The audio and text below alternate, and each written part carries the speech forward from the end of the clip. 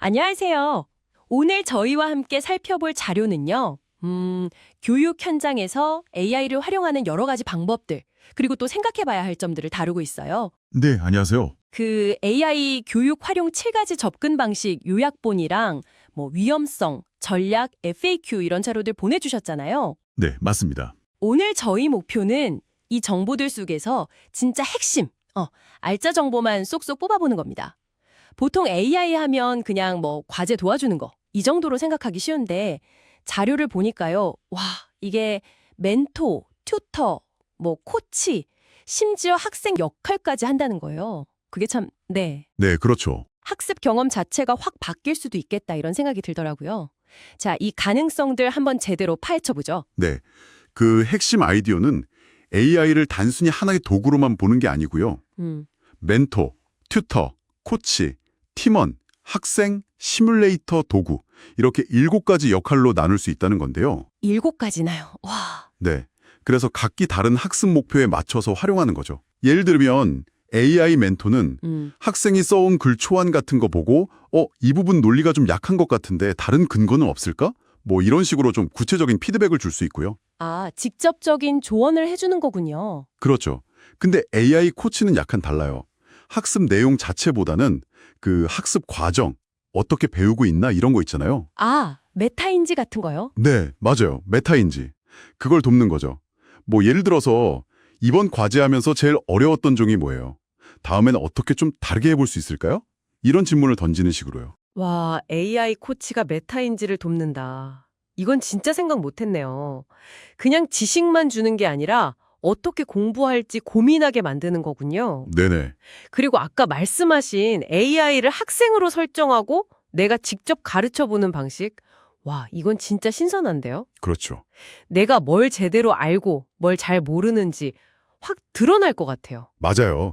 사실 남한테 설명해보면 자기 이해도가 딱 보이잖아요. 그럼 원리죠. 근데 이런 잠재력이 큰 만큼 또 반드시 알아야 할 위험 요소도 있어요. 위험 요소요? 네. 어떤 거죠? 자료들 전반적으로 계속 경고하는 건데요. 바로 환각, 그 할루시네이션 현상입니다. 아, 환각 들어봤어요. AI가 막 그럴듯하게 근데 사실이 아닌 정보를 만들어내는 거요? 네, 바로 그거예요. 멀쩡하게 보이지만 사실은 틀린 정보를 진짜인 것처럼 내놓는 거죠. 이게 특히 AI가 튜터 역할을 하거나 시뮬레이터 역할을 할 때 잘못된 정보를 주면 진짜 치명적일 수 있거든요. 와, 그럼 AI가 주는 정보를 그냥 믿으면 절대 안 되겠네요. 학생들이 비판적으로 보는 눈을 키우는 게 엄청 중요하겠어요. 그 자료에 있던 문구 생각나네요. AI는 당신에게 응답하는 실제 사람이 아닙니다. 이거요. 네, 맞아요. 그래서 프롬프트 설계가 정말 중요해지는 겁니다. 프롬프트요? 네. 프롬프트라는 게 그냥 질문 던지는 게 아니고요. AI한테 역할을 딱 정해주는 거예요. 예를 들면 당신은 지금부터 노벨 경제학상 수상자처럼 행동해야 해. 그리고 대학생 수준에 맞춰서 이 개념 설명해줘. 반론도 예상해서 답변에 포함시켜주고 이런 식으로요. 와, 구체적이네요. 네. 역할, 목표, 대상, 어떤 식으로 상호작용할지 아주 구체적으로 지시하는 명령어죠. 그러니까 잘 만든 프롬프트가 AI 활용 효과를 높이고 위험은 줄이는 열쇠 같은 거죠. 단순히 이것 좀 설명해줘. 이게 아니라 거의 AI한테 연계 지도를 하듯이 역할을 주고 상황 설정을 아주 자세하게 해야 된다는 거군요. 정확합니다. 학습 목표나 학생 수준에 맞게 이렇게 맞춤 설정을 하는 것도 중요하겠고요. 네, 그렇습니다. 그래서 이게 교사나 학생 모두에게 좀 새로운 역할을 요구하게 돼요.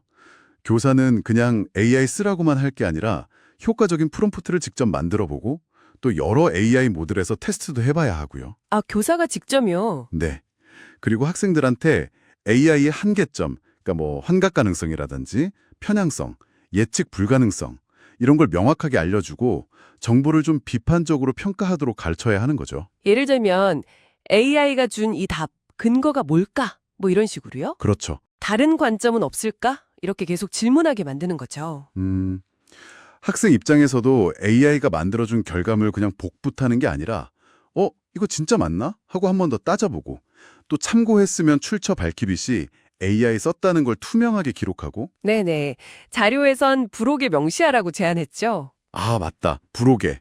그리고 결국 최종 결과물 책임은 나한테 있다. 이걸 알아야 한다는 거군요. 맞습니다. 자료에서도 강조했듯이 생각하는 과정 자체를 그냥 AI한테 맡겨버리는 거. 이걸 진짜 경계해야겠네요. 네, 맞아요. AI는 정말 강력한 조력자가 될 수 있지만 생각의 주체는 결국 우리 자신이어야 하는 거죠. AI 활용 능력이라는 게 단순히 도구를 잘 쓰는 것뿐만 아니라 그 결과물을 비판적으로 받아들이고 자기 생각하고 통합하는 능력까지 다 포함하는 거고요. 네. 오늘 이야기 쭉 들어보니까 AI가 교육에서 정말 멘토, 코치, 심지어 학생 역할까지 하면서 맞춤형 학습 경험을 줄 수 있는 엄청난 잠재력이 있네요. 그렇죠. 잠재력은 확실히 큽니다. 하지만 동시에 환각 같은 약간 본질적인 한계점도 명확하고요. 그래서 정교한 프롬프트 설계랑 비판적으로 활용하는 태도, 이게 무엇보다 중요하겠다 이런 생각이 듭니다. 네, 핵심은 그거요. AI를 그냥 쓰는 거야만 집중할 게 아니라 얘가 어떻게 작동하고 또 어떤 한계가 있는지 이걸 이해하고 나서 내 학습 목표를 이루기 위해서 주체적으로 활용하는 능력을 기르는 거. 주체적인 활용 능력. 네, 자료에서도 나왔지만 이런 새로운 도구를 제대로 다루는 법을 익히는 것, 이게 정말 AI가 점점 더 중요해질 미래 사회를 대비하는 길일 겁니다. 네, 오늘 정말 중요한 이야기 나눈 것 같습니다. 마지막으로요, 이 자료들을 보면서 여러분께 이런 질문을 한번 던져보고 싶어요. 만약 여러분이 AI를 학생으로 삼아서요, 무언가를 가르쳐야 한다면 무엇을 또 어떻게 설명하시겠어요? 흥미로운 질문이네요. 어쩌면 그 설명하는 과정을 고민하는 것 자체가 이 AI 시대를 살아갈 우리에게 가장 필요한 학습 경험이 아닐까 하는 생각을 해봅니다.